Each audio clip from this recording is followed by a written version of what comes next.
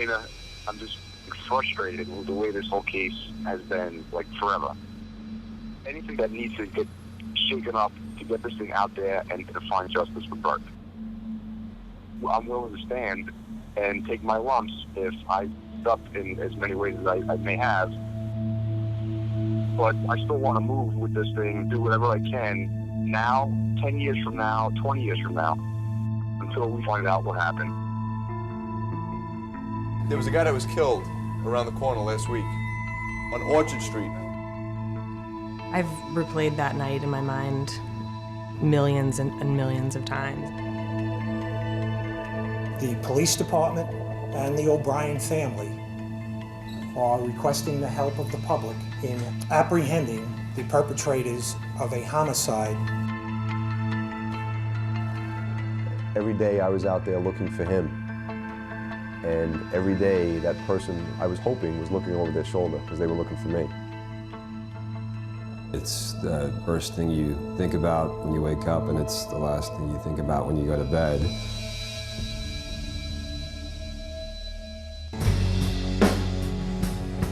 I've never known him in life. The first time me and him ever met, he was dead. I was present with a camera 24/7 for every single homicide south of 59th Street. Are you Forrest? With 7 Precinct Detective Squad. I've made hundreds of arrests before. In this case, it just didn't feel right. Police! Every cop's got that case. The one that you can't forget. The one that gets under your skin.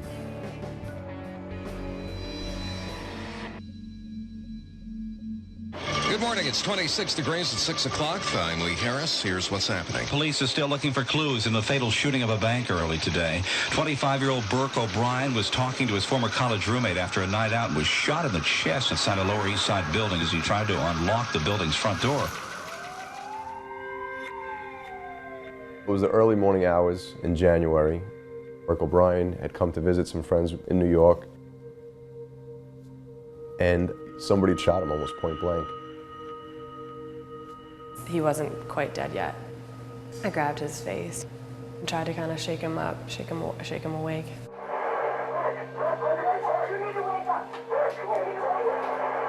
He's not awake. He's not awake.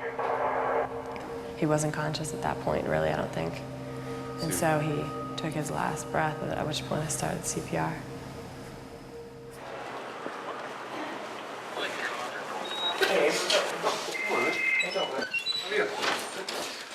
Sergeant Do you know if James. that building was canvassed at all? I don't know. Yeah, Carlos, where are you? Yeah. Andy Dietz was a sergeant. He was the commanding officer on the scene. He was the kind of gruff, straight-up guy who all the detective respected. Forrest is our suspect.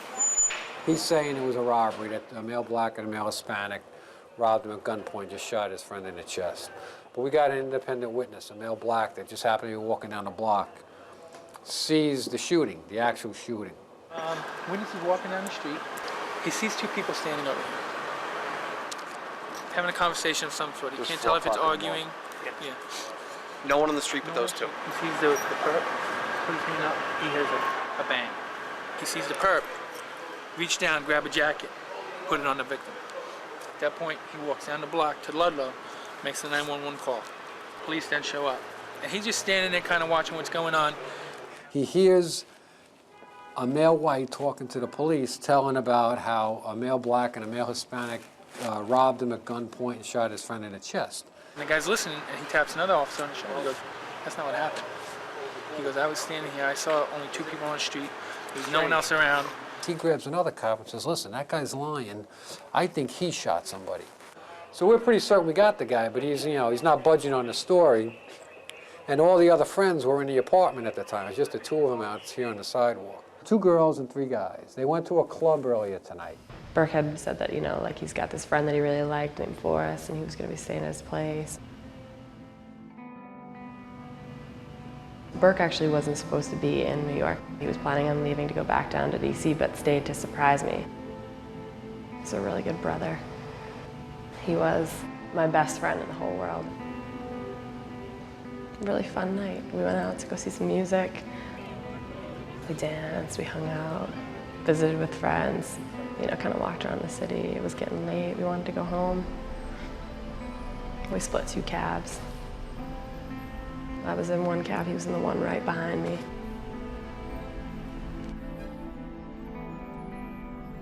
We were like dancing half hour earlier. You know, he was supposed to walk in the door 2 seconds later. When they were leaving the club, they were all going to get in one cab, but they get split up. So 2 girls and the guy that lives in this apartment wind up in the cab, and the cab pulls away, leaving the victim and the perp left behind. So they have to flag down their own cab. We're pretty certain the 2 girls and the guy are telling the truth, that they don't really know anything. They're not saying there was any argument in the bar. Like, they don't give any indication of why this would have happened. So we're thinking sometime on this cab ride, these guys got into some fierce argument. It's probably over a girl. We think the friend, based on what witness accounts, shot the other friend in the chest with a .45. Forrest came like dashing in through the apartment door, screaming that he needed a phone. I walked outside and I saw Burke there. He's not awake. He's not awake. Forrest kept saying he'd been shot, and I was taking off his t-shirt trying to see where.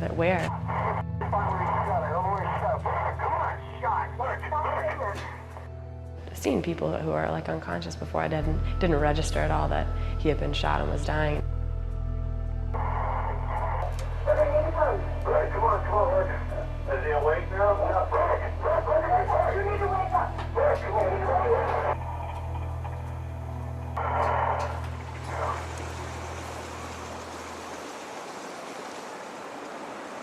I got a call that there was a homicide. I'm on it. I'm in the car. I was going to be the lead detective on it. The story that I got when I got to the precinct was that Burke and his friend got into some sort of an altercation over what we didn't know, and his friend pulled out a gun and shot him almost point blank. The only people that we know that we can say for sure we have as a witness is one guy that seemed to be really credible. When he's walking up the block, did you see them fighting or something? No, he doesn't. He tells me that they're talking, or he sees that these 2 guys are apparently talking. Right? So you got to figure there is an argument before our witness comes upon the scene. They didn't just pull out a gun and shoot him. It seemed pretty well wrapped up already, that it was going to be a ground wall. Forrest was the one that pulled the trigger and killed his friend. So I went and I spoke to the witness, who described everything from beginning to end, and completely opposite of what Forrest was saying. In the beginning, he's standing and all of a sudden he says, this one guy raises his arm, he hears a pop, and the other guy falls. Right. The guy that he raised his hand now goes over, picks up this guy's jacket, lays it on him, and then goes into the building. The guy's wearing all dark clothing and he's got like a knit cap on. He said it's gold, yellow, and brown or something. So now this witness turns and goes half a block away, calls 911, says, I think somebody got shot. By the time he gets back, he hears this one individual telling the cops, I put my jacket off, because he can't ID him. He can't say that's the guy I saw before, because now we don't have a hat. As a detective, when you first begin to investigate a crime, you're just faced with all these puzzle pieces. It's all scrambled, and you have to take each one of those pieces and put them together in logical order. This is Fleet Bank, the ATM where the suspect supposedly withdrew money. When Burke and his friend came pulling up to the street, they needed to get some cash for the cab, so they stopped right on the corner for Forrest to withdraw some money to pay for the cab.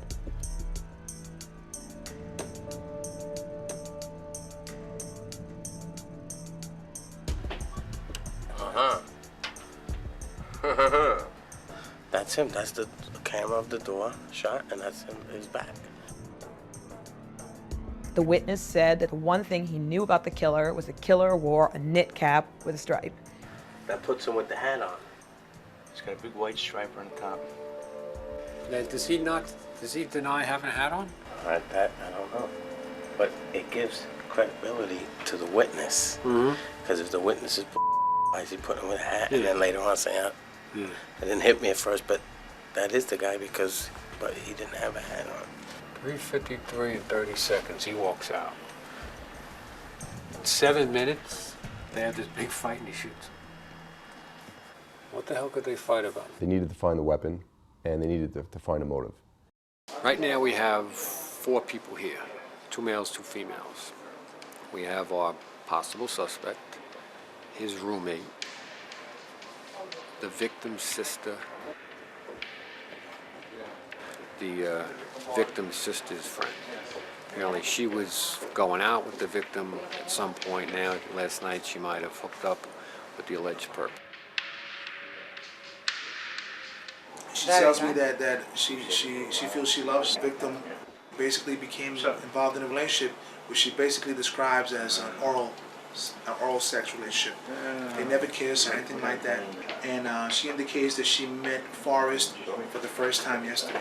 They didn't know that the victim was going to show up there, but he showed up there at about 10:30. Last night, apparently in a bar, Forrest, this guy, they somehow hooked up.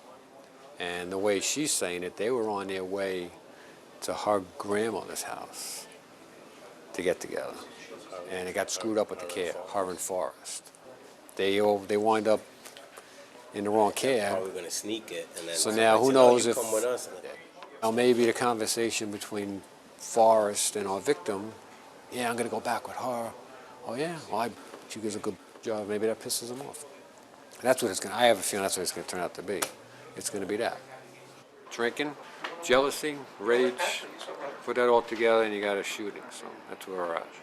The detectives are always looking to tell a story that makes sense. So they have to have their motive and they have to have their method. Where did this guy get the gun? The main goal was to find the gun because that was going to be the breakthrough to everything. It would have the DNA, it would have everything because they had the bullet from Burke. Well, in New York City, it's very difficult to get a permit to carry a gun. Now, you go out to the Southwest, Texas, Arizona, New Mexico, those places where you don't even need a permit to carry a weapon. Most people don't even bat an eye because they're from that area and that's normal to them. Now, where are these guys from? Colorado? That might be, you know... Each one's from Texas, one's from Colorado. That's what they might do at home. They might carry a gun. Oh, yeah. I said I made a joke. I said, yeah, he went in, put it in his holster, took it off, and hung it on the hook. That's crazy. In Colorado, they might carry guns around all the time. You know, that's what he's used to. You think if in New York, as you know, you carry a gun around, you probably have intentions of using it. Burke was shot with a .45 caliber. The fact that it's a .45 caliber too is something that's a little bit odd. In the streets of New York, .45 calibers are not a very popular weapon. They're usually smaller calibers, 38s, 380s. These are small weapons that are easily concealable. A .45 caliber is a very powerful weapon. It's a very large weapon. See, that's where did he have it? Where did he have it when he's dancing? And that's what bothers me the most. You said he had like a short T-shirt on, and then he was dancing like Michael Jackson. How worse than mine? That, you know, it would have been visible. It would have fallen out. The part that bothers me about this guy doing it, where'd that gun go? She enters the bathroom, leaving Chase and Rory in the apartment. While she's in there, she can hear voices. She doesn't know exactly what's being said. She comes out of the bathroom after like 2 or 3 minutes, and she notices that the window that is directly by the front door is now open, and it wasn't open when she went into the bathroom. To bring that up raised more questions for us. That would have been a really logical place for Forrest to have thrown the gun. Steve, are there any miracles in this warrant? If we find a gun in the apartment, that's just as good as a confession. We found the hat that he might have had on, based on the ATM video, but so far no gun.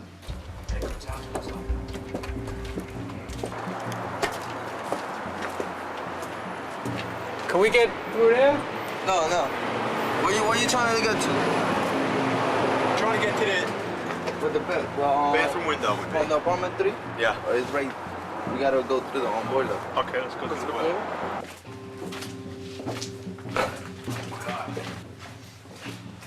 I hope there's a more direct path here. Probably that one right there, yeah. We went out, we did this whole entire area. Doesn't make sense. Next theory. He tosses it before he comes in to get the phone.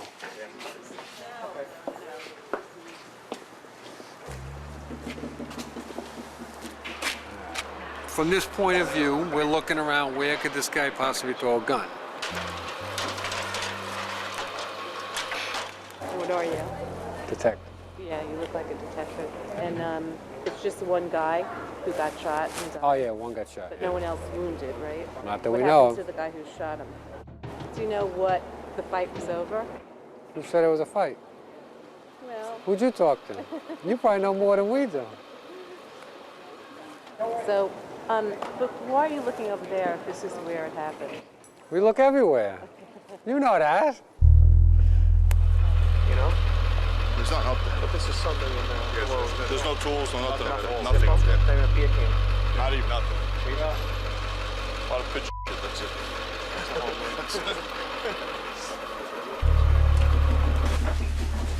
We got an eyewitness that says this guy did it, so that's clear cut. But the gun, again, would make it. Just because people lie to us doesn't mean we're wrong. Everybody seems to lie to us. We'll get it.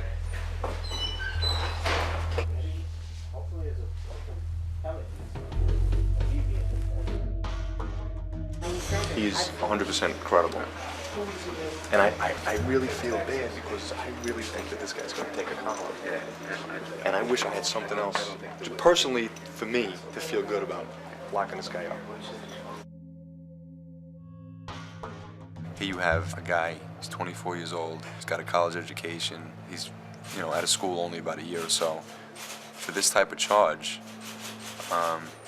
if this thing ever goes to a trial and he's convicted, and it's not him, then his entire life is gone.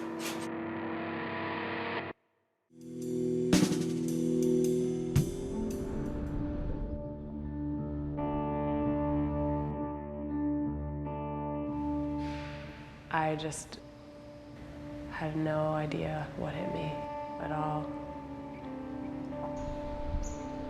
It was really confusing to process, confusing to try to be articulate in a time of not only a combination of shock and just emotions really having me completely. And so I knew that the work that we were doing, with the police was incredibly important. And so I was trying with everything I had to just stand up and rise to the occasion, but it was hard.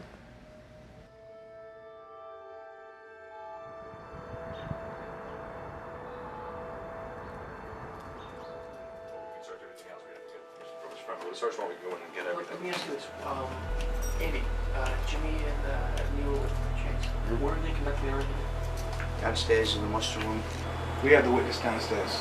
After several hours, you can kind of see most of the witnesses that were there that night sort of had this glazed look over their eyes.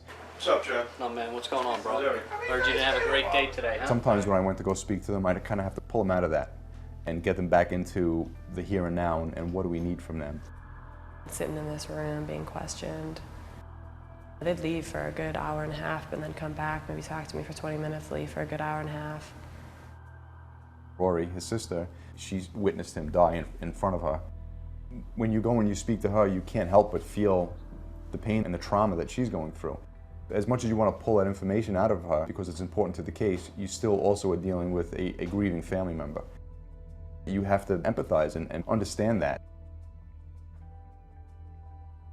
By the time that I left there, it was like 3 or 4 in the afternoon or whatever it was, and hadn't slept, had been involved in, the most horrible thing that I could possibly ever imagine. My family came as soon as they could. They showed up around 10 in the morning, so about 6 hours later. Burke was really devoted to our family.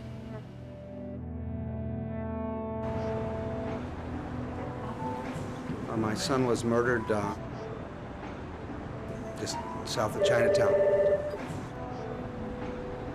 My daughter Rory called me from the hospital and said, "Dad, Burke is dead."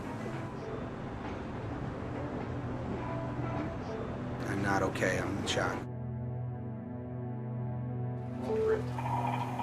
I'm outside, 75 injured. Burke. Did you see who shot him? Did you see who shot him? Isn't it odd that he never once said he was shot? Male black. By somebody? By somebody? That's what I kept saying. Yeah, he was robbed, something? That's the first thing you're gonna do. He said my friend was shot. Male something, whatever. Usually that's one of the first things that comes out. Anybody got a description? I believe right now the only one that's not being spoken to is our suspect. Because we want to get information from all these witnesses that maybe will give us information and ammunition to take a run at him to try and knock out his story. One of the first things the cops said to me at every single conversation I ever had with any of them was that people always lie to them. We're gonna do this now. My role was to really develop a rapport with this guy. When you interact with people, especially if they're being accused of something, more times than not, they're gonna lie. And the police are used to that. They don't expect anyone to really answer their questions truthfully right from the beginning. There was something Forrest didn't want to tell me. What he says is the truth. It's 100% different than what the witness says. He says they're getting ready to go into the building. He happens to, something catches his eye off to his side. He turns around, and next thing you know, he's got a gun in his face. And he clearly says it's a .45. Most people, when they get robbed, especially at gunpoint, they focus on the gun, but they don't focus on the type of gun. They don't focus on the caliber of the gun. That bothered me because I'm saying anybody sticks a gun in your face, all you see is a barrel. Because every time I was in the shooting, I don't know what kind of gun it was, I saw a barrel. Here's Forrest, who can give you a description, a detailed description of the weapon. He knows what caliber it is. He can tell you what it looked like, but he could barely tell you what the guy was wearing. In fact, he said when he reached into his pocket to get the money, he just reached into his pocket and just kind of held his hand out like this. And he doesn't say nothing about that, so you don't say nothing about it. I can't see it. I can't see it. Hold on. It's this. I don't even see who took some money because I'm just doing this. Because he knows guns. He knows guns. Why would he be so terrified of guns if he knows guns? He grew up with them. He learned to shoot guns when he was one young kid. He's from Texas. He had his first .45. A lot of the times you have detectives who get really into telling a story. They love telling stories. Their whole job is kind of storytelling and figuring out how a story works. Several of the detectives found Forrest's story difficult to believe that someone who was robbing him at gunpoint wouldn't take that extra second to take his expensive watch. He got this big, beautiful, you seen his watch? And what do you call them things? It's a nice watch. Why don't you take it? You don't get the $12. Right. Huh? I agree. I agree with you. You have to take what you got to get. What else you got? You ain't got no more, and you leave.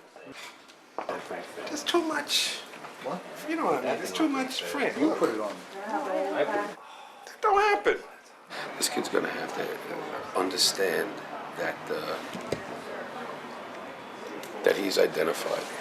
That very distinctive hat, that hat's on the video. He's the only other guy on the street there. And now how does he want to explain his story about how he killed his friend? It's accidental. Put the coat on him. Put the coat on, he showed some kind of concern afterwards by putting a coat on him, keep him warm. It was an act of passion like that. And then now he's sticking to this manufactured story when he actually needs to be thinking about how is he going to explain how this happened.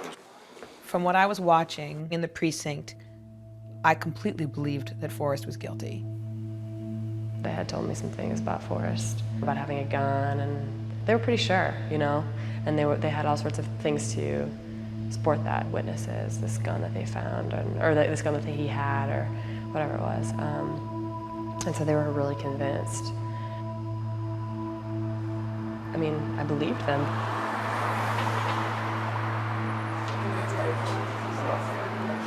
You have? No, I haven't been yelling at him. I haven't gotten nasty with him. I still continued to go at him, though, and still continued to try to get down to the bottom of it. I just told him a few minutes ago. Last time I found out was about 3 or 4 o'clock this afternoon. His friend was still alive, but still touch and go. Kenny used a very specific detective technique, which was to tell Forrest that Burke was still alive so that Forrest would freak out and think like, oh, now Burke is alive, he's gonna tell them the truth, which is that I stood there and I killed him.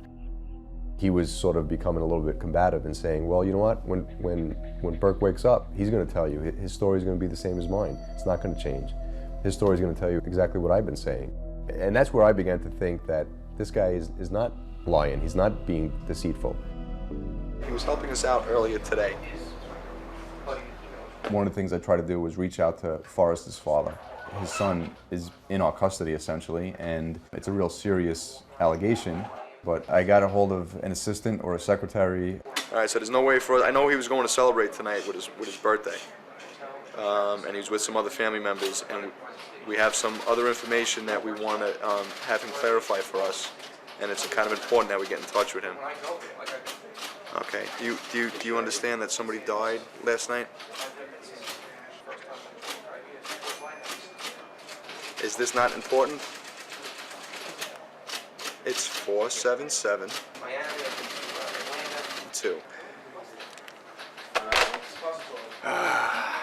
If her family got shot and killed, she would want us to do everything we can, but I guess a family party is too important to interrupt this guy.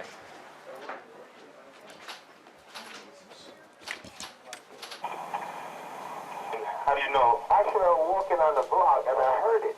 You heard it? But as I got to the corner, I see the man laying on the ground. Okay, how many shots did you hear? I only heard one. Heard a shot. I heard a shot. I'm walking on the block. As I get to the corner, I see a friend, somebody put a jacket on the guy, and then walk back inside the building. The witness, when he came in, told the police that he had called 911, and then many, many hours later did they actually receive the actual cassette tape. Once they listened to the tape, they realized that it did not match what the witness had been telling them all day. So he says he saw guys as he's walking up in the distance. And he was attracted to them only because they're the only two guys on the block. But that's not what he says there, so which is the truth? Actually, I was walking on the block and I heard it. You heard it? But as I got to the corner, I see the man laying on the ground. In his own words, he says, I was coming up to the corner and I heard the shot. This is the intersection. Is he continuing to walk on the block and says, yeah, this guy gets shot, I'm watching the whole thing, and as I approach the corner, I see this guy lay a jacket on him?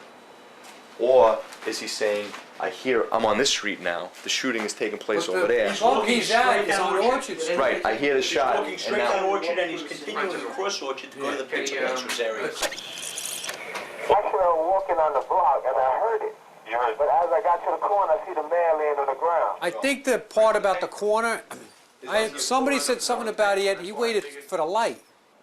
It's not like he makes a turn.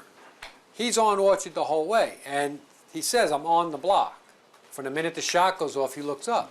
He's got to see something.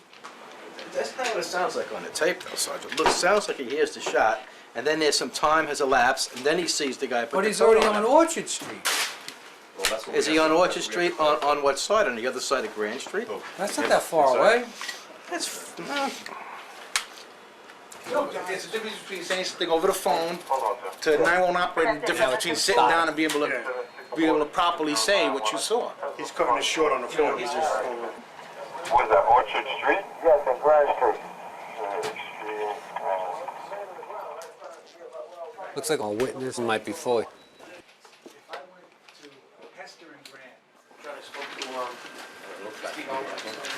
Witness. This is we might have a warrant. On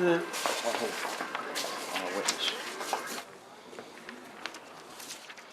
The first witness, we find out that he has an arrest history. The part that made him nervous, they run him today. Comes out with a warrant. Now, when the DA, 511 from 1993. Jumping the turn, what? Suspended license. What's he do for a living? Nothing spectacular. Because he looked like a yuppie or something. Yeah, he don't seem like a... He lives in Brooklyn. His grandmother lives on Ridge Street. But when they ask him today, after he goes through his whole story with the DA is like, this is it. This is a bunk. Then we run him after he's gone. And they find, oh, man. And he said it wouldn't be so bad even if he had the warrant. But he didn't tell us that he even got arrested. So if you lie about that, if you lie about the story. Why even come back and get involved in this like this if it's not the truth? Because if you really do have all those things on you, you're nervous that you're going to have one, then you'd be like, listen, I did my job on 9/11 and walk away. The fact that the first witness had an arrest history, that doesn't necessarily make him a bad guy, it doesn't make him a bad witness.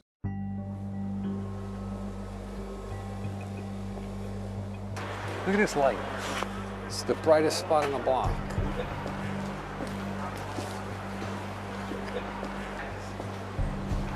We put ourselves in the shoes of the witness and we walk that same path that he would have walked at the same time that he would have done it. So the lighting is the same. And to see, well, he says he saw this. Could he have really seen that? I gotta say you can't see faces. Right, but you can see two guys there. Look up. And one guy go pow. I go, oh shit.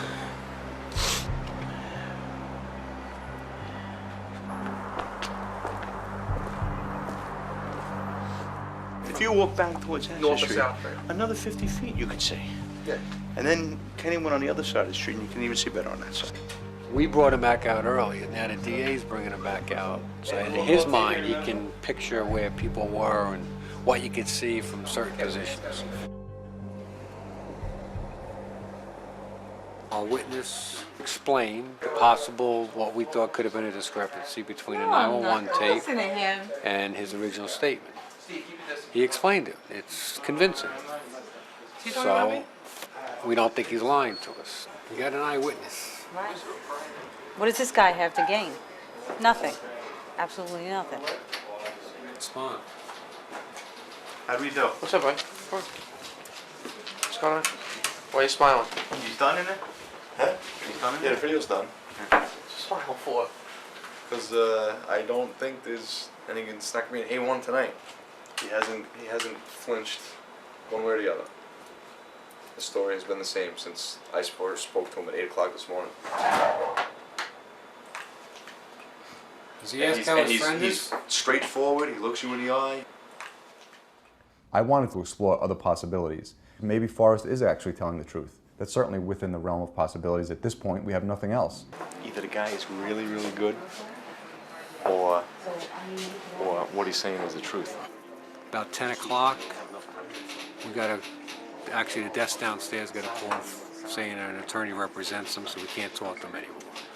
So, didn't seem like we were going to get much more out of him anyway, so can't talk to him now at all.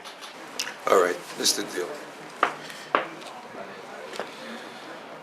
His story is bull. All right?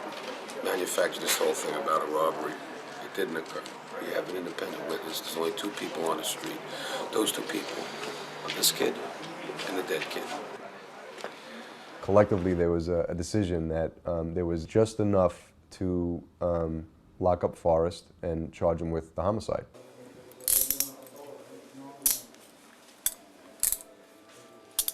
You know, the assistant DA, I don't even remember his exact words, but he says, you know, the story's still not matching up, and your friend Burke is dead. And then he says he died a while ago, and we'll be charging you with murder. See you tomorrow. All right, good night. Good night now. Look into the camera. Cool, skinny white. Yeah, that's good. Perfect. That's a decision that the district attorney made. The evidence we need to lock somebody up is a lot less than what they need for a conviction. The thing that really sunk him was the fact that he admitted putting the jacket on the victim. And that's what the eyewitness said, whoever shot him, put the jacket on him, so. Just relax your hands, relax. I'm not so anxious that an arrest has to be made right now, but I just wish we had something a little bit more one way or the other. That when I go home, I could feel a lot more at ease. I'll be back in the morning. Like I said, wrap up whatever loose ends are in the morning. But worked out good. I've made hundreds of arrests before, and in this case, it just didn't feel right.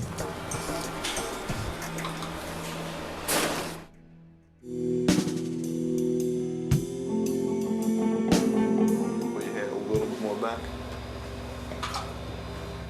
I've said this from the very beginning. I'm not the story. I didn't shoot Burke.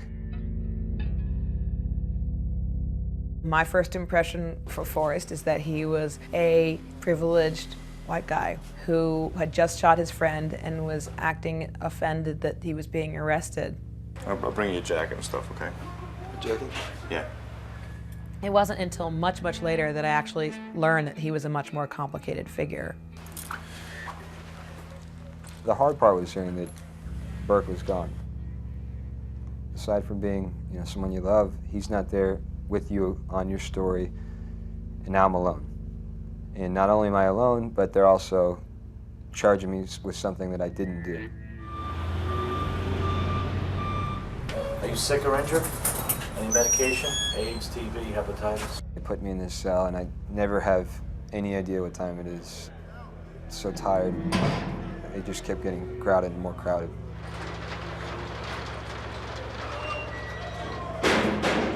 Everybody laying down, if possible, like sardines on the ground. Here I am, I have a college degree. I'm just, a guy working every day, went out, and all of a sudden, I was mugged and now I'm here. What is the reason behind this? Why me?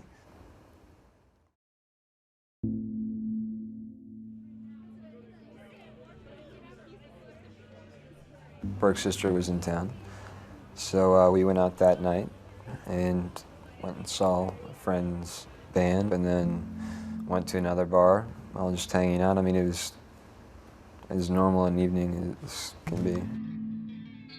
Me and Burke get in a cab together, so then we're on the way to my apartment. We stop on Grand. There was a bank on the corner there. Went to the ATM, and I took $20 out, and I came back and paid the cabbie, then across the street, went to my door, and before I had a chance to pull out my keys or actually open the door, next thing I know, there was someone with a gun relatively close to my head. I have trouble remembering exactly what the dialogue is and everything, but I do clearly remember him saying, take everything out of your pockets. I gave him the change from our taxi. I think I remember saying something like, we really don't have anything else, we don't have any more money, we really don't. I'm not staring at him intently and strongly, which is something that I regret I didn't do. In my mind, the less said, the less movement, the less anything, the less eye contact, the less threatening. Burke had, slightly taken his jacket off and just laid it on the side of the rail to the left of him. And Burke said, listen, you don't need to do this. And then the guy was, saying back to him like, no, you don't need to do this. Burke had taken like a small step toward the gunman, and then the guy lifted his gun and fired the weapon. As soon as the shot was fired, they were off. They were gone. He was kind of having a hard time breathing, and so I told him, just wait here 1 second, I'll be right back, I'll be right back. I grabbed his coat, I put it over his shoulders, and I ran into the house. And that's when Forrest came like dashing in through the apartment door, screaming that he needed a phone. There's somebody shot. How old is he? He's 25. And what happened to him? He's been shot. Part of his body shot. Part of your body. I don't know where he's shot. I don't know where he's shot. But he's unconscious. By that time, my roommate was outside, and so was Burke's sister. Is he awake now? You need to wake up. Forrest kept saying he'd been shot, and I was taking off his t-shirt trying to see where, because I couldn't see, there was no blood, there was no hole even that I could find in any of his clothes. Go from head to toe and look and see if you see any blood anywhere. That's what I'm looking for. I'm looking for that, but I can't see it. I can't see any blood anywhere. Okay, but he's unconscious. I found where he had been shot, and that was it was a little kind of scary because it was right around where I was doing the heart palpitations. Calm yourself down and check if he's breathing. I can't, I'm checking, but I can't tell if any gunshot wound. I don't know what it is. Alright, there's cops, the police are here. Alright, can I speak to police now? Can I hang up? Yeah, you can hang up. Sure, the police are here. Oh, no.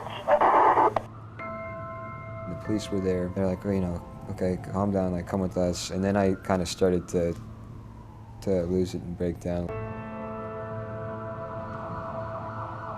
Burke's sister was in the ambulance, and she said, come on, you know. And I thought I was going to be going, you know, in the ambulance. And they said, no, just stay here. We need your help on identification and, you know, the story and everything. I said, okay. I have just a real clear image of what he looked like as I was like closing the ambulance door, you know, and he was standing on their sidewalk, you know. Just, you know, helpless, really.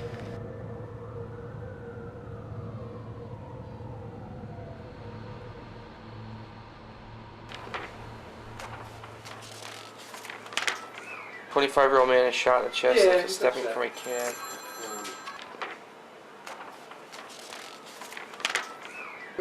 Came to New York to put his footprint on it.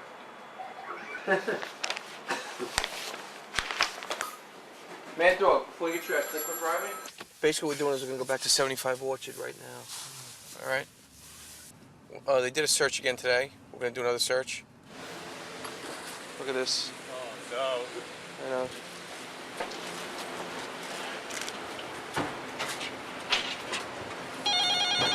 Are you Forrest? No. With 7th Precinct Detective Squad. Mr. Hill? Just give us a little room if you don't mind. I had a feeling this place was going to be a zoo. Can't believe this. It's not been a productive day because I've been on the phone with everybody. There's a sergeant from the Chief of D's that I've spoken to about 5 times already. 7th Squad Detective Sylvia can help you. I would much rather handle a homicide where one drug dealer kills another drug dealer because the rest of the world is not interested in that. And then I'm not handling 500 phone calls a day from all kinds of big bosses and the media, council people and everybody else, what's going on. They all want to know what's going on right away. Right. And then I'm spending a whole day in the office answering phones and telling the story 500 times when I could be out there doing this investigation. Okay. I was in the chief's office like 40 minutes.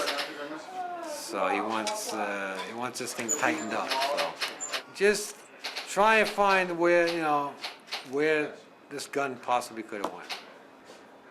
So I don't know what to tell you, but just take a look around. Someplace maybe we missed. He graduated college, went to Ecuador, taught English, lived in Australia. When you hear somebody's killed, the expectation is that the person who was killed was involved in all kinds of drugs, has a long arrest history. And then when you have a situation where the guy is young, he's not a minority, and he has a college education, he's just breaking out into the world, no criminal background. I think when they have something like that, the newspaper makes a big deal out of it, only because it's something that's a little bit more unusual, and it's going to make people want to buy their paper. Grieving family. Sells papers, that's exactly what they look for. Is there anything you can tell us about the investigation? It's continuing, you know? Pretty much, yeah. There's a lot less random crime in New York than people think. Almost all the homicides I was on, it was a long time. Somebody knew somebody somehow. It doesn't mean they were always friends. It could be a gang-related thing, but they knew them. A week or so before Burke O'Brien's death, Dietz and his homicide team had just caught a case in which there was a love triangle. See, that part with the job and all that. Right. If he's been getting them all this time, Exactly. he might be a little annoyed that now this guy's taking his girl. This is a lot. I tell you, it's similar to the manhole. Exactly. I It just was said just that. a- My it was a exact. simple- I just said It was a inside. simple thing. There were 2 guys who were drunk, fighting over this girl late at night. One of them shoved the other into an open manhole, and that guy was boiled to death. It was certainly fresh off of that other case that perhaps Forrest and Burke were fighting over a girl. It would seem logical that this little love triangle was in place in this one as well. Kenny had told me, like, you know, if there was something, you know, you want to tell us, now is the time to tell us. And I told him, like, over and over. That's when I started to say, okay, I have some crazy idea that I did this. Kenny keeps saying this over and over, like, oh, you know, now would be the time to say something like, this is crazy. There's, you know, nothing that I'm hiding. There's nothing to hide here. I'm telling you everything that's going on. I think they deal with a lot of people that are just bad people, criminals, and that might come out in the way they question me. These are people that are all college educated. They're not hardened criminals, and they haven't dealt with adversity like this in their lives. They kind of pull back and like, wait a minute, you can't talk to me like that. I think that anybody in my situation would be angry. Their job is to uphold what's right and to protect you. And all of a sudden it changes to attacking you, basically. Were there times during the interview that I got really close to him, up in his face? Yeah. You know, it's just hard to deal with a traumatic situation and then be yelled at and then told that you're a liar. I certainly didn't speak to him in a very polite manner. Absolutely. It was all about trying to figure him out. You have to understand, somebody died here. We're trying to get to the bottom of this. Regardless of where you come from, what you do, I have a job to do. There's a victim, and I work for the victim. Right. Okay. I mean, I don't think it's necessary, but if it comforts you guys to travel with Burke, then you know, I don't see why that would be a problem. When I spoke to Burke O'Brien, the father of this victim, for the very first time, he had a lot of questions. Right now, the only thing that you guys as a family need to do is somebody can go to the medical examiner's office and make an identification. I was at this guy's autopsy, and an autopsy is not a pretty thing to see. I'm looking at this guy now as a happy-go-lucky, you know, young, handsome guy with the whole world ahead of him, and now I'm at the ME's office, and he doesn't look anything like a human at all. I want to try to prepare you for the identification process. It's not like it's in the movies. You're not going to be walking into a large refrigeration room and they're going to open up a steel drawer and, you know, pull back a sheet. You're just going to walk in, you're going to be inside an office, and they're going to show you a Polaroid photograph. Okay? And it's just of his face, and that's how you make the identification. Okay? The fact that we were on the phone, it seemed really impersonal. I wanted to wait to sit down with him and go over some things with him in greater detail, face to face. Mr. O'Brien, and again, you know, you have my sympathy and my condolences. I'm sorry we have to, you know, meet each other this way, but hopefully, you know, when all is said and done, you know, you'll have some closure at the end of all of this. It made a huge impression on me when Kenny spoke to the O'Briens the way he did it. Okay. And I know that it made a huge impression on the O'Briens. There has been an arrest, and there is a scheduled grand jury for Wednesday. We could have a much stronger case by Wednesday, or we could find some additional evidence that sort of supports what the defendant says, and it kind of maybe puts him in a better light. So that's the case here. Just because there's an arrest doesn't necessarily mean that, you know, this person ultimately is going to be convicted. We still try to gather additional evidence. We still try to locate additional witnesses, and if there's any other forensic or physical evidence that we can locate, just because an arrest is made, that doesn't end the investigation.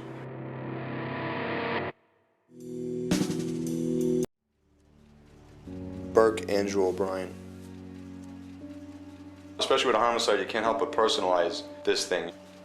Through the investigation, I find out who he is, I find out about his family, I speak to them, and he becomes known to me. He becomes known to me as a person. I've never known him in life. The first time me and him ever met, he's dead. Burke was a really very vibrant person, really devoted to his family. He was really outgoing and fun-loving. He was kind of an eclectic soul, you know. He liked to do a lot of things. He was from the city but loved the woods. He was this short, stocky, red-headed guy with a lot of personality and a lot of wit.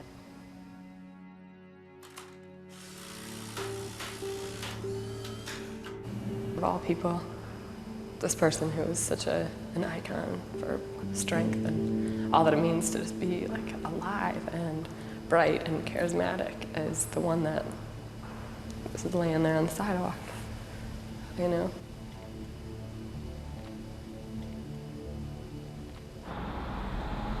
With the autopsy results, as far as the path of the bullet and all of that, it's perfectly intact, and ballistics will be easy to get off of it. Where's he hit? You sit right here.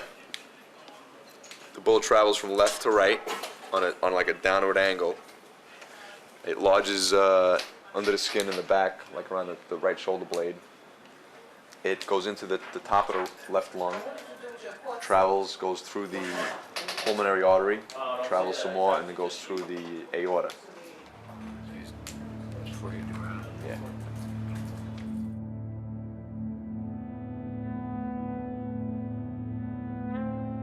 There was no blood.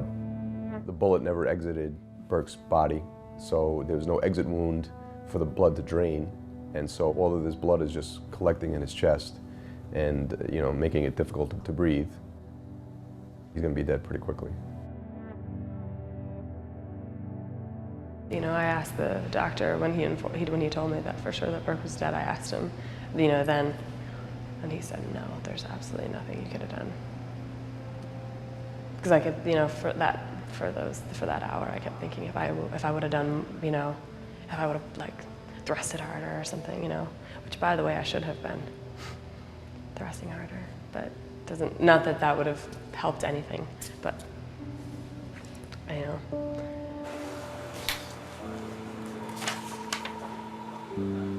Misha, what is the purpose of putting a coat over him? Could you explain that to me? Feel bad. Yeah, because would you put a coat over him? I would never think putting a coat over him. I'd think, help. Right. I'd be screaming. Coat over him. Like You put most coat over homicide dead people. You cover up, if you know the person, you cover up their face. When we left last night, the DA, last thing he told me was we had enough to charge him, and that's how we left it last night. But now there's some questions. Came in this morning, the DA at this point might decline to prosecute, which just means he's going to put everything off.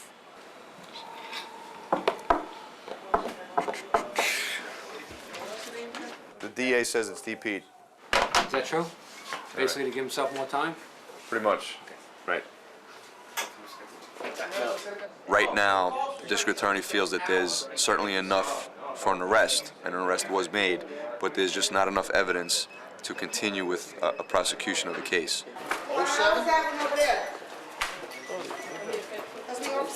Defendant will be free to go, but he could get arrested tomorrow, could get never arrested. It's just biding us some more time, and that's what we're at now. The only thing that really bothers me is that I spoke to the family members this morning, and they're like just thanking me up and down. Thank you so much. You guys have handled this great. You're all gentlemen. I can't tell you what this means to us, this and that. And all along, I'm saying to myself, you know, I don't want to get these guys' hopes up, but in reality, this guy's never going to get prosecuted for this, and it's going to leave us basically with square one with no arrest. When the detectives found out that the DA was not going to prosecute, they felt lost for a moment because they felt like they had wrapped this case up and they had a perp and they were done. Then, 70, apartment 3, I got no answer. Apartment 4 I did. Apartment 7 is vacant. I'm gonna go warm the car up. 8 was done. 11, there was no answer. 12, there was no answer. Getting ready to go back over to the block and recanvass apartments and see if we can find any new witnesses.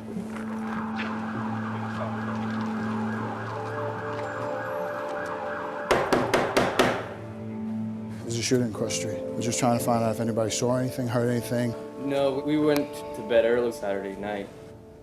Speak English? No. I don't know English, nothing.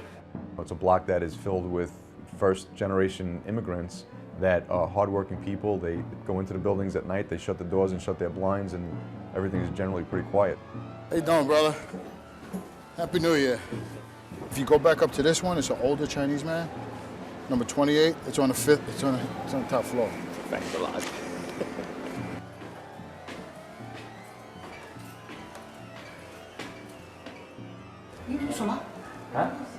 俾人謀殺啊！冇殺啦，為咗原因咧，我而家想 我一听到啊，我睡觉了，我一听到。 A lot of people don't realize, oh, well, I just heard 3 seconds of an argument, or I saw just a glimpse of that, so it's probably really not that important. Hi, sorry to bother you. That's why it's important for the police to go out and do everything they can to find those people. And that one person that has just that small little snippet of information that they in their mind think is useless could really be the linchpin. I found a resident of this building who comes home just prior to the shooting. And he's in his apartment, which faces Orchard Street, and he sees 2 males standing in front of the building. And he says, I don't think that they're fighting or arguing, but they're out there. I know they're out there. And he goes, and then I get undressed and I lay in bed, and I guess about a minute later, he hears a shot. But he doesn't, at that point, he doesn't get up and look out the window. He stays in bed. We were coming up empty everywhere we were going. We weren't finding anybody that gave us any credibility that we could use as a witness. It seemed very quickly that this case was just coming to a screeching halt.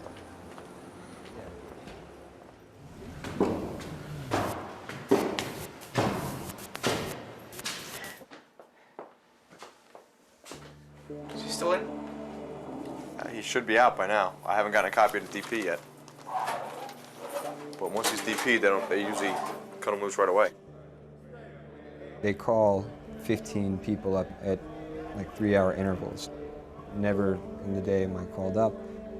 If they didn't call my name, I have to spend another night there. So the very last one called my name, and I was thinking, okay, and at least there's going to be somebody here. There's going to be a lawyer, or possibly my dad. And I just walked straight through the courtroom and out the back door. And now I'm alone.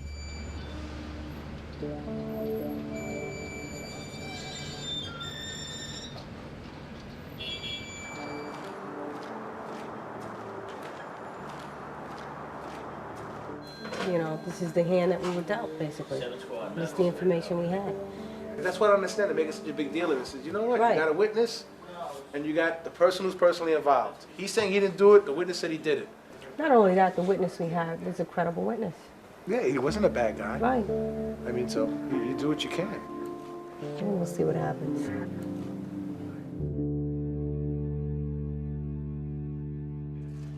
I try to get to know the homicide victim. Are they confrontational? Are they meek? Are they very diplomatic? Can they talk their way out of a lot of different things? So when you're investigating the last moments of their life, all of that begins to make sense when you deconstruct a homicide scene. Burke, based on the actions that Forrest explains, he's telling them, give my friend his money back. He's not even asking. Between you only have about $12 and they already took it. So why are you going to confront him? It's not a whole lot of money. I don't know what his purpose was. Whether Burke was challenging them or not, I don't know. I don't know if he was trying to calm the situation down, but the gunman definitely took it as a challenge. Most people wouldn't do that. We didn't know who Burke was at that time. We didn't know his personality. So when Forrest was telling us that didn't make sense. But by all accounts, by speaking to his family, speaking to his friends, Burke was the type of guy that's going to stand up for somebody. And he wasn't the type of guy that would easily get bullied. Burke was, I think, always our biggest protector in our family, I'll say that. He was always a really huge presence in the world. I wouldn't be surprised if they were intimidated by him. He's a big guy. They don't know where he's coming from, they don't know who he is. And so they were probably threatened by him. They got scared, they shot him, and they ran. That night, as I was given chest thrust to Burke, I couldn't wait to be done with it so I could tell him about it. That experience of giving him CPR, just how scared I was. It didn't register that was it, and that there wasn't going to be another conversation of, Burke, holy cow, this happened. And this happened to you, do you believe it,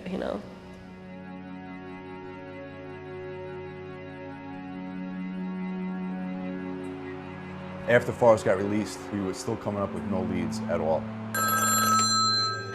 7th Squad Detective Sylvia can help you. Suddenly, from nowhere, a phone call comes in. Now, how close were you? Right. Right, now, so when you ran northbound? Okay. What I would like, are you home right now? All right, is there any way I can come to your job and speak to you?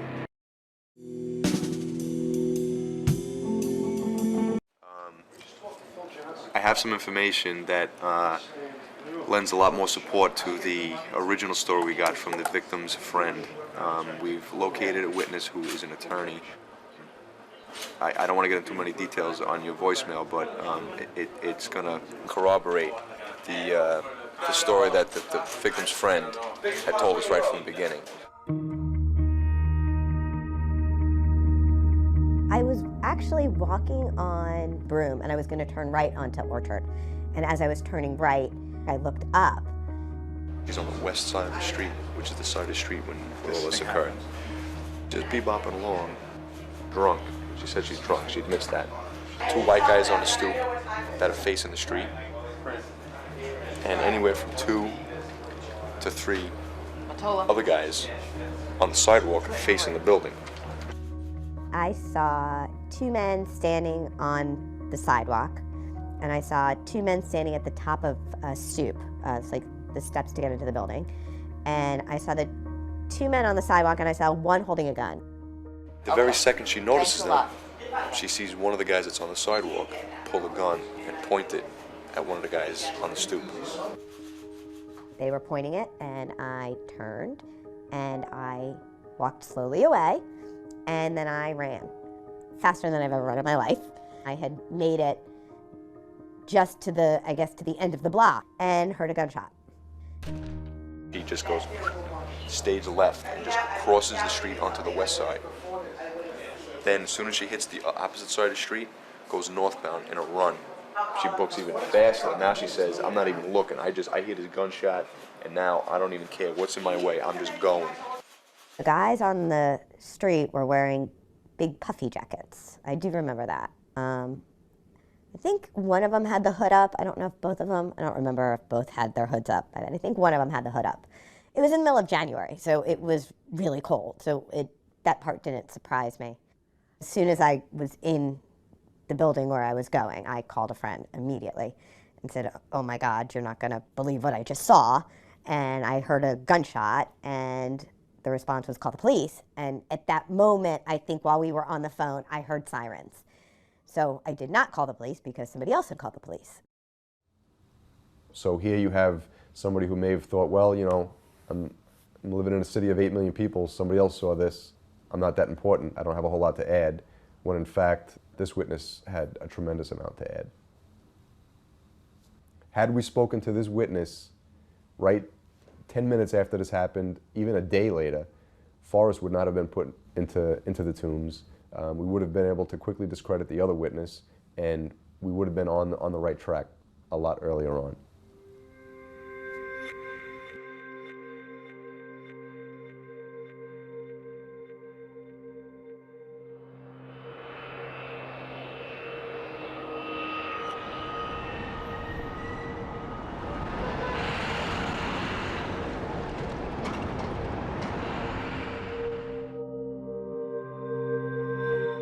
I was 19.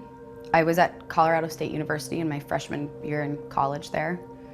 I was snowboarding, and all of a sudden my phone starts beeping, 101 voicemails coming in. And I remember I called my sister Mariah, and something just sounded wrong, and she wouldn't say anything. So I called my Aunt Franny, who told me Burke had been shot. And I remember that I threw my phone against the wall. I was curled up in a ball in the bathroom when my uncle and my brother Tommy came to get me. I just really needed to get to Rory. So I got to her room, and she was sleeping for the first time in, since it had happened. I laid with her in bed for a while. She cried. I just tried to hold her.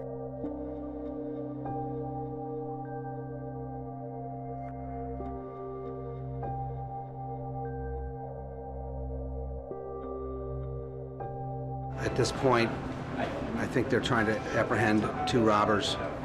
The case had gone a different direction earlier, but I think they're pretty convinced that there's these men. There was a stick-up, and my son was killed by one of them. To think of him as being betrayed by a friend was pretty harsh. Although, just thinking of him having to be looking in the eyes of his killer is pretty harsh, too. They're gonna find him.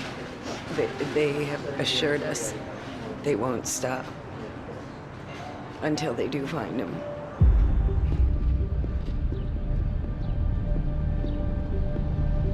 The perp is supposed to be in his early to mid-20s. So if he's taking arrest, we've got, you know, about 10 years worth of college he could have taken since the time he was 16. And this thing goes back, I think, 5 years? 5 years, 96. Yeah. 96, 97.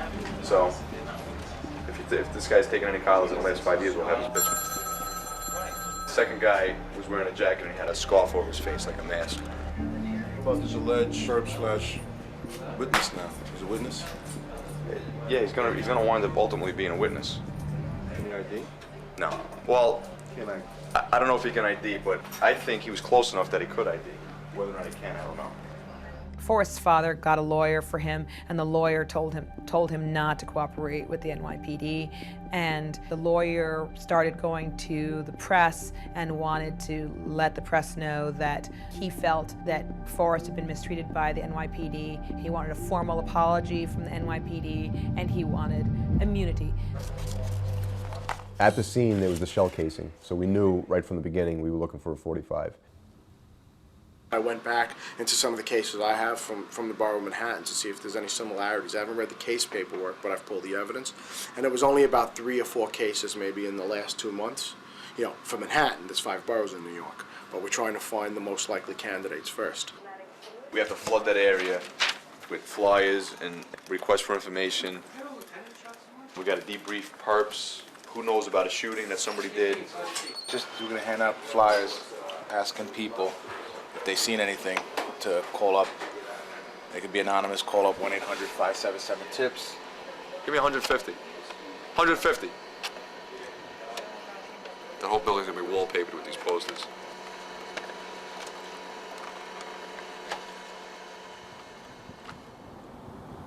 Hello? The police department, can you open the door, please? Kenny started canvassing again with the 7th Precinct Detective Squad. Police. There was a guy that was robbed around the corner on Orchard Street. This kind of gives you a little idea of what occurred. If you hear anything... This time, though, with a different attitude, instead of looking for information to corroborate that Forrest had done the killing, to just ask everybody if they had heard anything or if they had seen these 2 guys. There was a guy that was killed around the corner last week during a robbery. And we're trying to go through the buildings to see if anybody heard anything, anybody saw anything. The amount of walking through the city and up the stairs and knocking on every single door. I was right there with my camera watching every single moment, hoping that every single door somebody might have some information.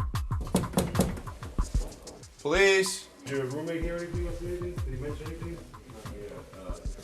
Did you hear anything? Did you... No.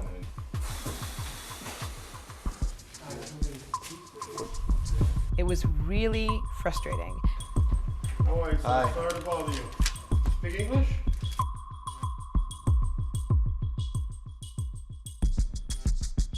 This is gonna sound like a crazy question. You ever use psychics to help you? Why, do you have any information? Well, if you could bring me this person's clothing or something that, you know, part of his body, his hair, piece of skin, I might be able to help you. Well, I feel things when I'm very sensitive to things when I touch.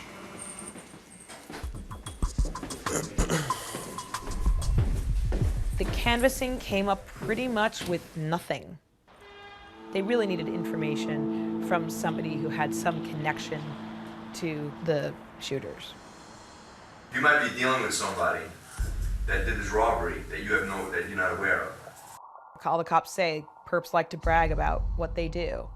If you do find out some information that you deal with some friends of yours, and you hear somebody say something about a robbery down like on Orchard Street and Broome Street, then that's something we'd be interested in. Did they tell, someone in their jail cell? Did they tell a bartender? Somebody out there knows something.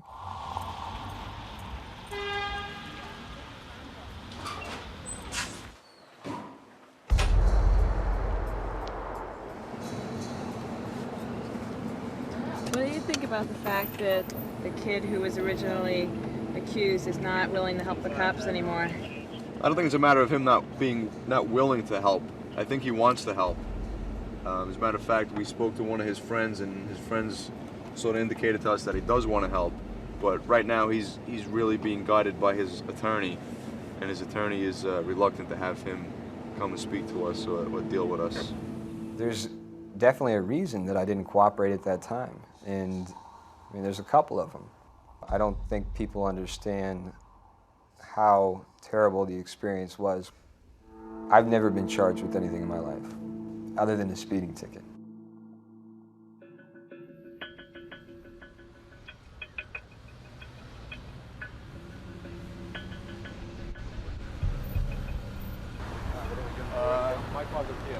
Rory, her father, her other siblings were really upset with Forrest. They could not wrap their head around the fact that he was taking the stance he was. That's all nonsense. I think in terms of priority setting, did he have a rough day? Yeah. Who had a rough day? Burke had a rough day. Yeah. Rory had a rough day. Give me a break. Right.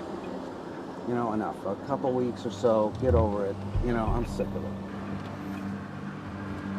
You can imagine the emotional trauma in our family with this hanging about having this guy acting this way. The behavior's despicable.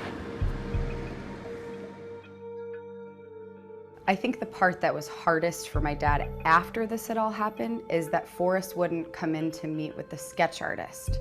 I still don't really know what that was about, why that didn't happen.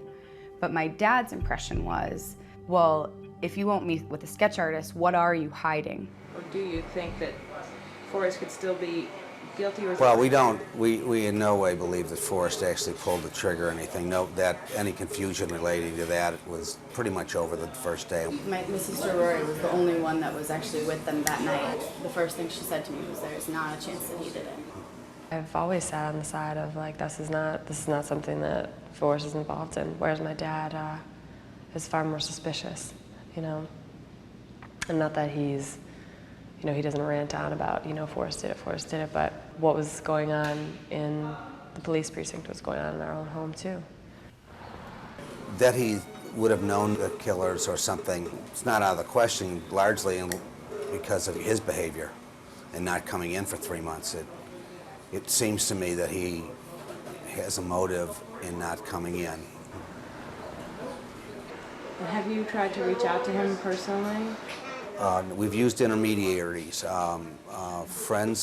mutual friends of his and Burke's, my brother-in-law with his father, and then several people from the DA's office have contacted his attorney. So I would say there's been 25 attempts to talk to either the father, him, or his attorney. And have they been successful? Totally, no. We've been given the runaround.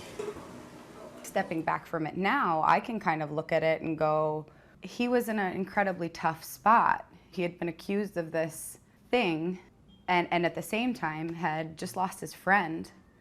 There was a lot of fingers being pointed at him, and I think for what it's worth, his dad, Forrest's dad, was also trying to be a protective dad as well.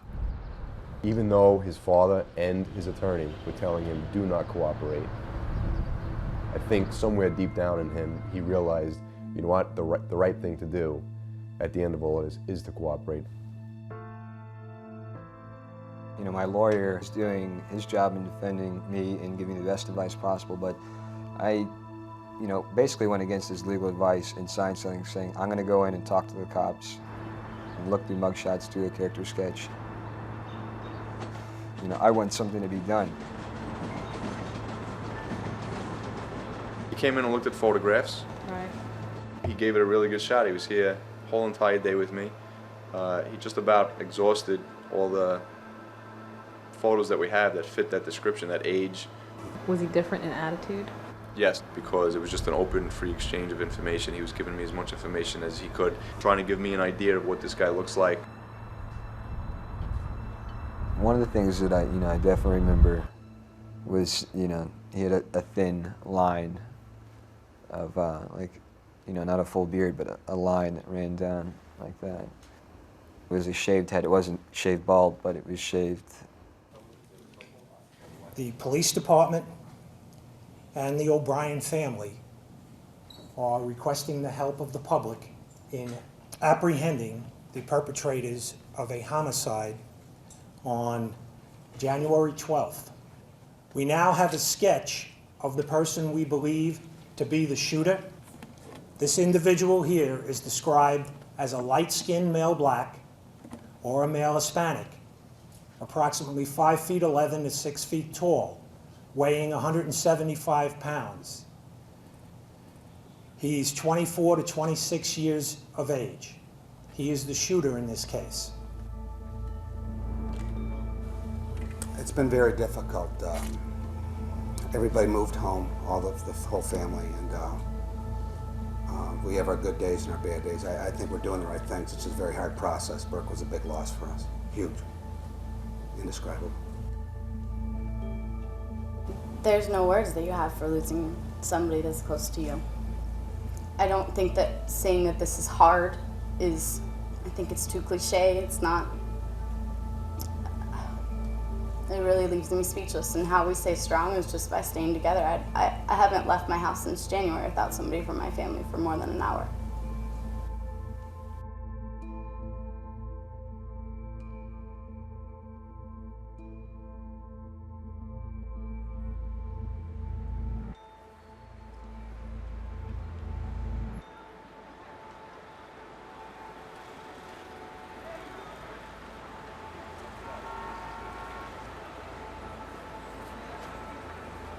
Burke O'Brien wanted me to bring him to the crime scene, almost to reenact it for him, exactly what happened, what was said, who was standing where, the motions that everyone took. What did the perp do? What did Burke do? What did Forrest do? It was just that search for what happened. Burke stays in the cab, Forrest goes in. I was trying to tell him what happened as slowly as I could. Burke gets out, and then they just start walking straight down to the step. Hoping that he would maybe say, okay, I've heard enough. But he really wanted to know the details. And, as a courtesy and respect to him, if that's what he wanted to know, then in fact I did. I get a feeling that there's somebody behind me. Burke's next to him? Burke is over here. Right here? So now, when I did that for him, I was uncomfortable because he's the father of this victim. It's a tragic loss to begin with, but then for this person to really get the details, I know he wanted the details, but I don't know if he really wanted to hear the details. So that whole thing, they demand the money, I give him the money, and now Burke is standing here, and then that's when he kind of sort of steps forward and starts talking to the guy. Forrest takes a step back and stands over here. This is the railing. Burke takes off his jacket, he lays his jacket over here on the railing, and he's up higher. This guy is standing here with the gun, the other guy is standing over there. And then, as the conversation unfolds, Burke gets shot. What's this guy saying? Or Burke is telling him, you don't want to do this. You don't want to do this. Give my friend back his money. You don't want to do this. And the guy with the gun is telling him back, no, you don't want to do this. You don't want to do this. So it just went back and forth. It wasn't much more of an exchange other than that. Okay. He lays his jacket on the railing, and then takes like a step forward or moves forward, and then that's when this guy reaches up with the gun and shoots him. And then they split. And then they both run straight down that way. At some point, I noticed he took a step up onto that stoop and stood where his son last stood. I don't know if he knew that he did that consciously, or that was a moment, maybe a moment for him to be in that same space that his son was at the last moment he was alive. It was just devastating for him to one, have the loss of Burke, which was so obviously significant in our family, to be watching Rory in this place of, you know, just pretty broken. Yeah, well, the word fair and unfair is, yeah, it has absolutely taken on a whole new meaning, because this is really, really unfair. This is just not fair, you know? Bad day totally has a new meaning. Everything does, everything's different. Everything's just different, you know? Being alive is different. I would give anything in the world to take her out of that position. I think is hands down the most traumatic thing she's ever been through in her entire life. And will haunt her for the rest of her life. And in some ways, I think that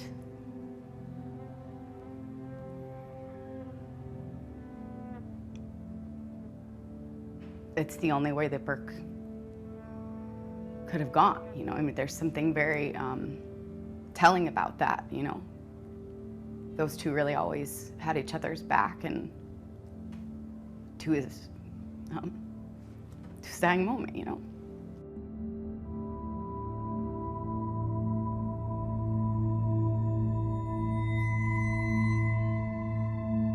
I hope that killer always sleeps with his eye open, because they'll find him.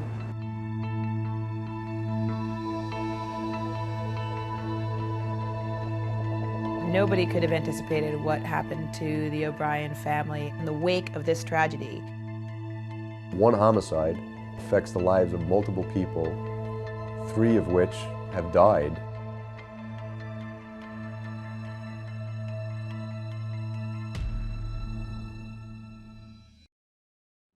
There are people out there that know about this homicide. I've talked to them. Just last week we were talking to a whole bunch of them, and they all heard about it, but nobody has the information to give us.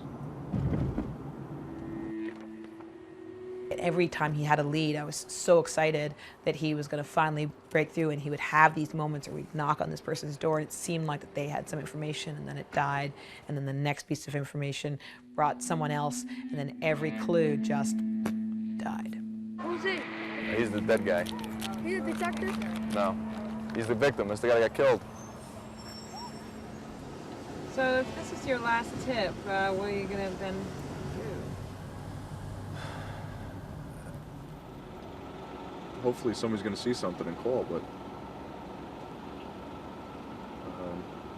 I don't know, I'm really starting to hit some serious dead ends. Some days I'm just much more in a space of like, it doesn't even matter, because it just isn't going to bring Burke back, and it's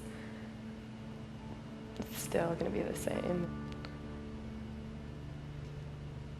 And other days I think about the just huge injustice that has been done, and that these people are just having coffee in the morning still like everybody else.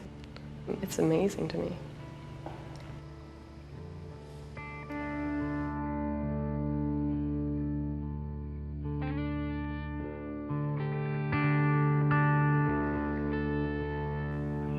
Hey, Christina, I'm just frustrated with the way this whole case has been, like, forever. I want to do what I think is necessary. Anything that needs to get shaken up, I'd love to bring the O'Brien family some closure. I want to move with this thing, do whatever I can, and to find justice for Burke. I contacted you because you had the case originally in hopes that this would get a broad audience once again. 13 years later is when Kenny reached out to me, hoping to get attention for this case again, because he felt I was the only way to solve it. I wasn't going to do it, and he agreed until Rory agreed to be part of it. I've replayed that night in my mind millions and millions of times, and so it's pretty hard to not feel like it happened yesterday. As it is right now, the two people who killed Burke are kind of these faceless, mysterious people who exist out in the ether. It's really profoundly unfair and unjust to think of them out in the world doing what all of us do each day, living their lives, spending time with their families, when they have so deeply ravaged the family of another. Whenever I think about this case, I think about the O'Brien family, Rory, her sisters, all the tragedy that they've gone through. My dad became really almost obsessed and sort of fixated on figuring out who had done this. And that was really hard to watch him in that space. We all knew it was really coming from this place of being brokenhearted and really just trying to kind of keep our family still together. He was grieving quite a bit, and he was really quite consumed with wanting to find Burke's killers. It really was an incredibly disturbing thought to him that they were still out there roaming around. It was hard to watch my dad in this spot. You know, he didn't sleep a lot. He really struggled quite a bit. I think as a dad, you want to be able to sort of ease your kid's mind in the best way that you can, and he just wasn't able to do that, and I think it was incredibly frustrating for him. He went up to North Waters and did this adult program up there. He agreed to go to this special retreat in northern Canada where the family had all been involved. It was the same place where Burke had been a counselor. Rory and I run this scholarship trip in Burke's name up in Canada. I was taking the Burke trip out, and we were paddling by, and I just happened to see him on the boys' island where they do the adult program up there, and you know, just him really saying that he was ready to sort of let some of that go. Rory said that he called her from the road on the drive back from Canada to Chicago, and she said it was the first time that he had sounded peaceful since Burke had died. And then she thinks he fell asleep at the wheel and swerved off the road and was hit by a semi-truck and killed on the highway. My mom and my brother have also passed away since then as well. It was Burke, and then it was a year and a half later, it was my dad that died, and then a year and a half after that, it was Tommy that died.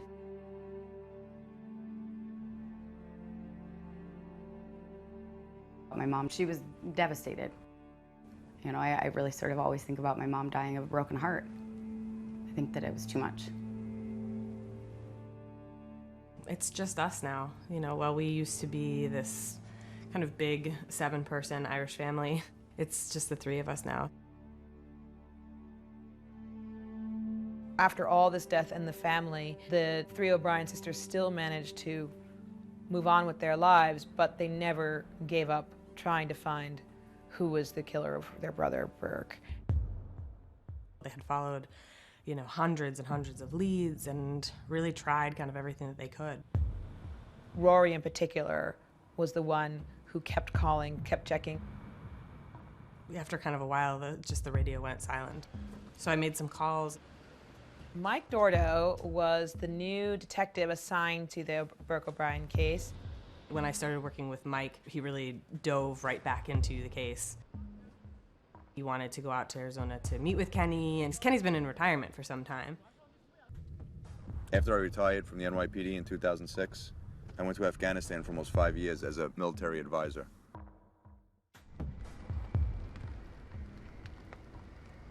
I didn't want to bug him about the case, but Mike was happy to bug him. We spent 3 days together. We went through the case, you know, report by report. I was able to fill in some things that are not in the report.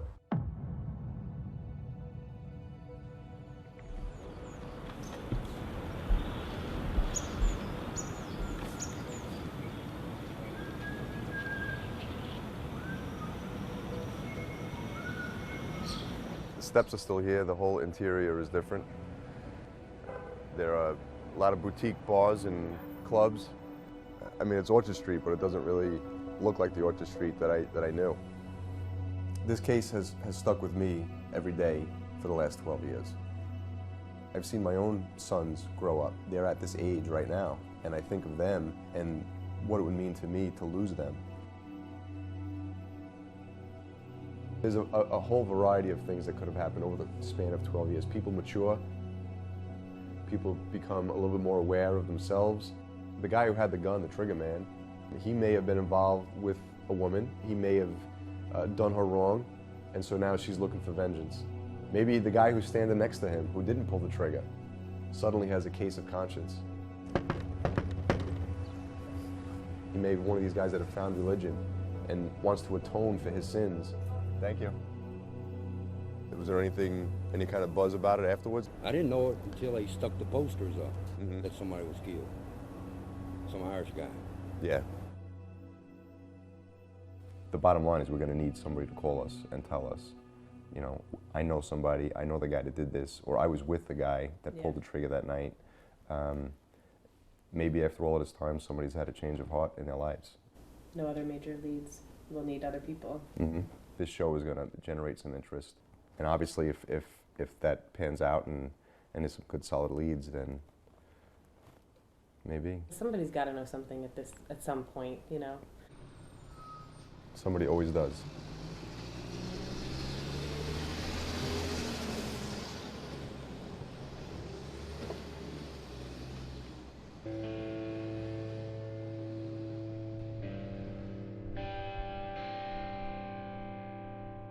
Forrest definitely becomes a forgotten figure in this story in a lot of ways because at the beginning is the suspect that then you forget that he actually was a kind of victim as well. I haven't seen him since I left him on the sidewalk that night on the way to the hospital when the ambulance came.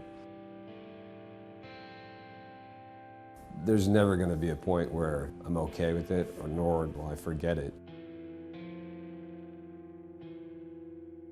For a long time. It's you know, the first thing you think about when you wake up, and it's the last thing you think about when you go to bed, and you're longing for that day where you don't think about it. Dordo's plan was to go to Forrest to get a new sketch.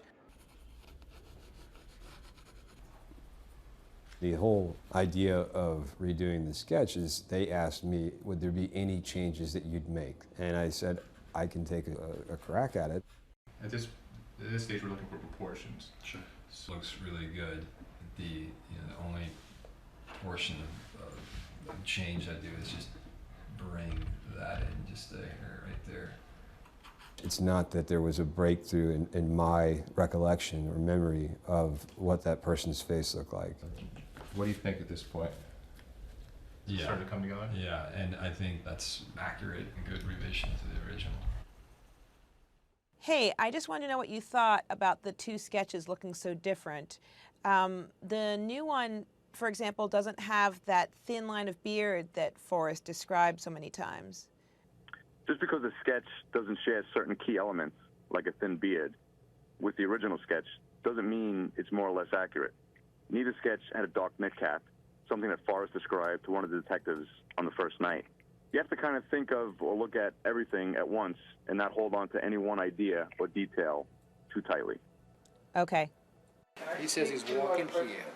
He gets to this side of Grand Street. He stops for the light. It's on us at 4:30 in the morning. Stayed there all day long. He was at a bar. I came back from Texas with a new sketch, and I was going through old tapes from the original program. That's when I had this moment where I looked at the back of a shot, and way in the back was Kenny escorting the witness out of the precinct. And suddenly, I looked at that guy and realized that he looked in many ways like the sketch that I had with me.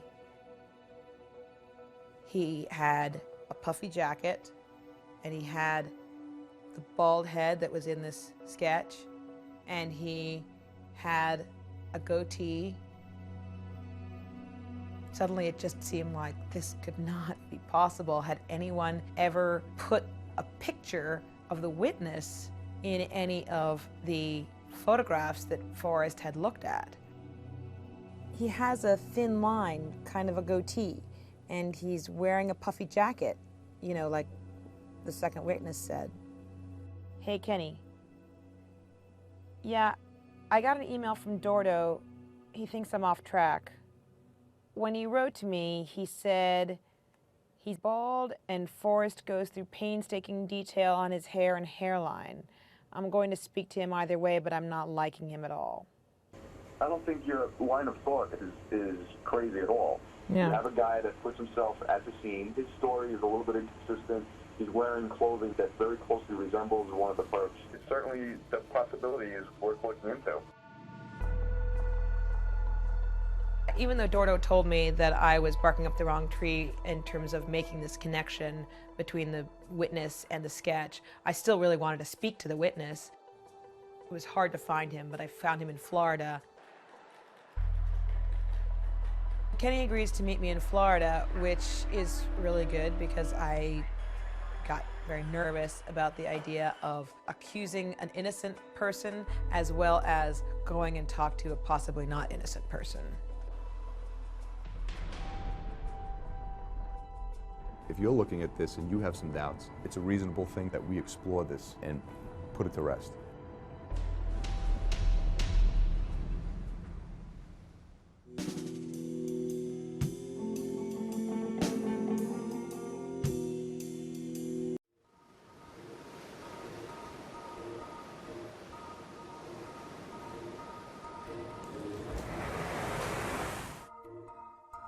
I had found out where the witness worked, and so Kenny and I headed there together just to see what we'd be dealing with. I'd really like to know how much of this he's thought about over the past 13 years. So how do you feel about it? How do you feel about approaching him and talking to him? I feel like I can't wait until we get to the other side of it. We don't want to alert him, so we have to approach him just real casual. It's really going to be a matter of his demeanor and some of the things that he says in detail. You want me to do a loop and come back? Yeah. So this is... All right. Do I see anybody there? They're probably inside. They're probably upstairs. Shoot.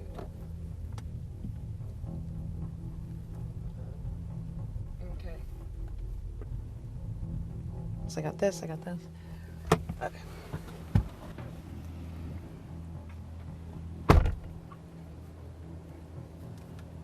We decided that I would just go up myself to see if the witness was there, and Kenny would stay in the car so he wouldn't make anybody jumpy.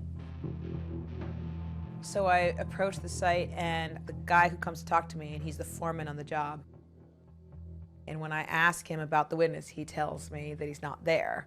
But then we see up in the window the witness. There he is, right there. So the witness came down. He was coming right there, right up to me, and I'd been searching for him for a really long time, and then he just walked straight past me.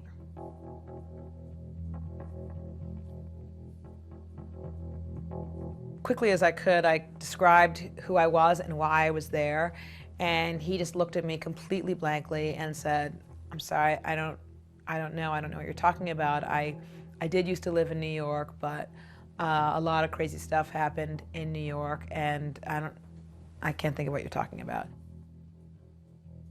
And then I gave a signal, and Kenny came out of the car. And I try to walk up nice and slow and, you know, just real casual, so I didn't raise anybody up. His initial response was, "I don't remember that. I don't know what you're talking about. I don't remember any of that. Like, I don't know what's going on." The foreman walks away, and the witness turns to us and says, "Of course I remember all of that. I remember it like it was yesterday." You could just see the change in him. Then he just started spewing out all the facts about the case. He says, "You know, how can you, who gets to witness a murder very often?" So then I said, could you come for an interview? He gives me a phone number to call him, saying that if I call him, then we'll set up an interview. Gives me the phone number, and Kenny and I leave. We had our doubts whether or not we were ever going to hear from him again. He still seems to be under the impression, the interesting thing is that he still stands by what he said. Yeah. After we leave, I call the phone number, and it's not a real phone number. Kenny and I go back to the hotel, and we're sitting there wondering what to do. And then he calls me. No, I completely appreciate that, and I'm sorry that we approached like that. He first got really upset with me, saying, what was I doing, bringing up stuff from his past, and that the people at his construction site weren't going to work with him anymore if they knew he was the witness to a homicide, and if they thought he was a snitch. Well, I mean, you're not snitching on anybody. You're just, what I want to do is just hear what you have to say, and we want to. It was a strange moment because I was trying to put myself in his shoes as an innocent guy and as a guilty guy. Right. After he's yelled at me for a little while, then he just started talking about the case again, like he really, like it was part of him. Somehow it just started coming out.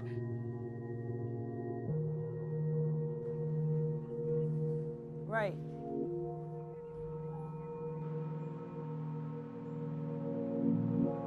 We could come and meet you wherever to talk to you, you know. You could come right now. Then he agreed to come to interview and said he'd be there in 20 minutes.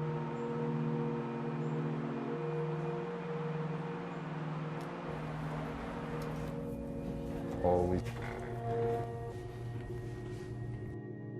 I thought this is all you're gonna get is a phone conversation. This guy has been like the big question mark. Right. You know, I mean, this whole case took such a different turn because of him. He's convinced that that guy did it. Mm-hmm. Exactly. Right. He's just right. Even now. Even now.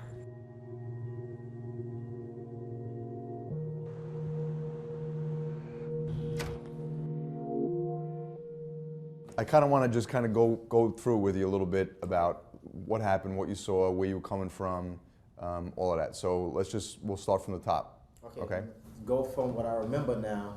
I was walking down Orchard and got to the corner, well, not almost near the corner, heard some shot fire. Did you see them first, or when you heard the shot, that's what brought your attention? No, I seen them outside. How much did you have to drink? Like how?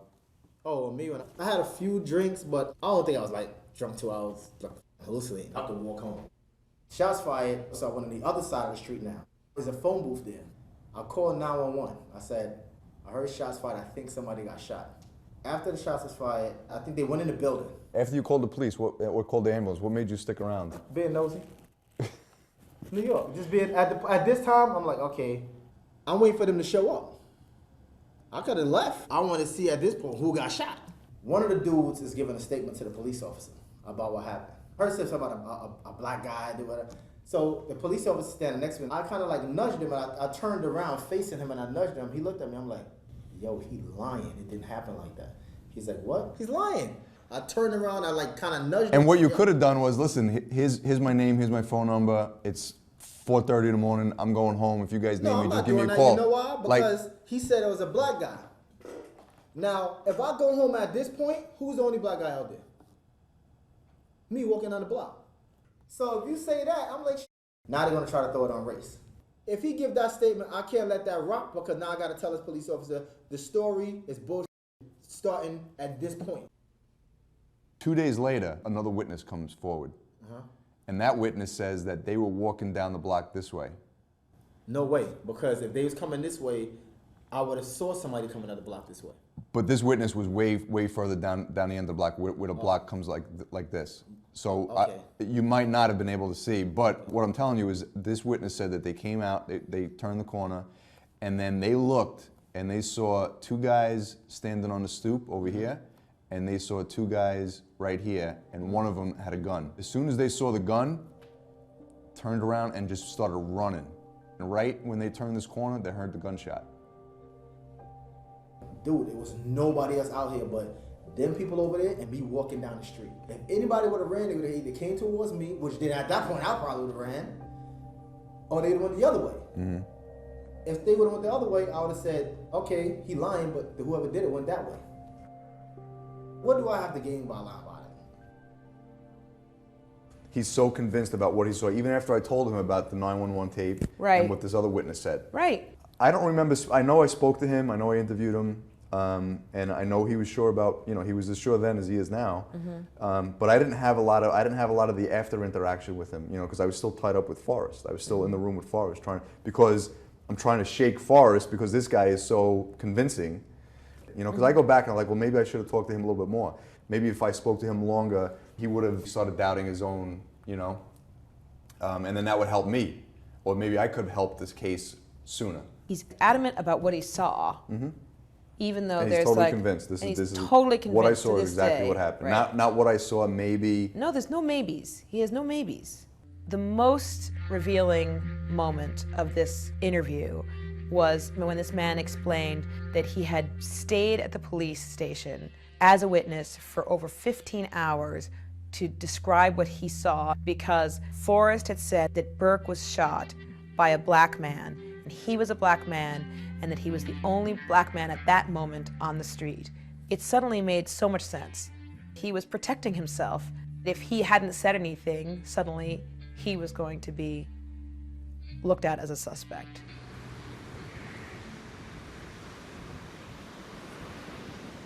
So what do you think? Well, I don't see him as somebody that could do this. You know? You don't want someone to be guilty who's innocent, but you also want to find the person who's guilty. So after Florida, there was definitely a letdown only on the level of we're back to square one again. Whenever I think of New York City and I think of the people involved, especially the family, the one person that I think of also is the guy who pulled the trigger. This is not the Orchard Street that I remember from 13 years ago. I mean, you can see just the cameras, literally every 15 feet or so, there's a camera on both sides of the street. Had this been in place 13 years ago, we would have had everything on film, and we wouldn't have to rely so much on sketchy witnesses. Obviously, everybody wants to know who the perp is. He's still a human being, and he still pulled that trigger. So as much as it's affected everyone, it's also affected him. Is it possible that he accidentally shot the gun? It's possible. I can't put myself in his mind, but I want to find this person and have him explain to us exactly why he did what he did.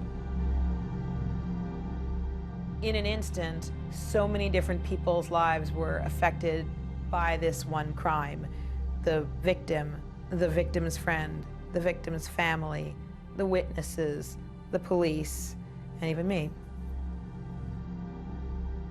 More than a decade has gone by with having to make sense and peace with them not being caught. It's hard to imagine exactly what that would feel like, but I really feel like it would bring a sense of closure and understanding. First, I really wanted that moment to be able to look at whoever did this in the eye, just so I knew and so that they knew. I think at this point it's not about that. I think for me it's about, I would like for my sisters to be able to sleep at night. It's more just about there being some sort of justice around this incredibly horrible loss in our family.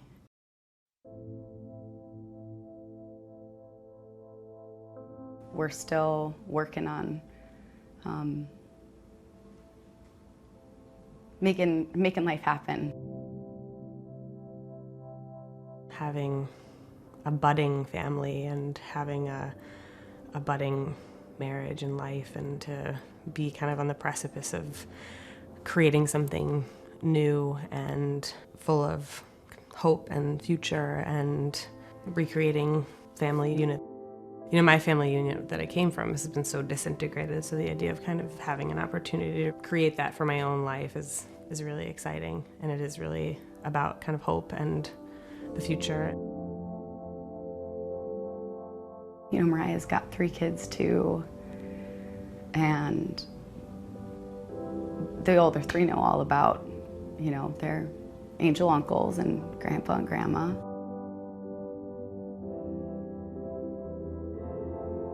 I think it's so important that we have new life in our family.